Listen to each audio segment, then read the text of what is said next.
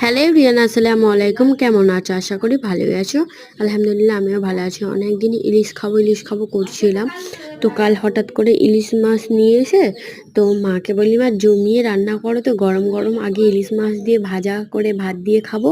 আগে ভাজা করো, ভাত দিয়ে খাবো, তারপরে ইলিশ মাছের টক করবে আমরা দিয়ে। তাই করছিল, একটু ভিডিও স্কিপ তুলে নিলাম তোমাদের সাথে শেয়ার করব বলে।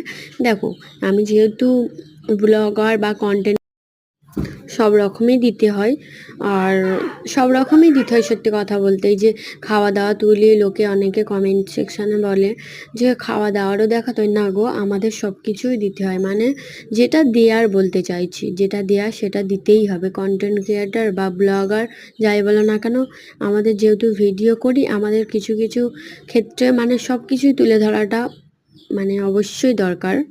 তো তোমাদের ইলিশ খাওয়া গেলে অবশ্যই কমেন্ট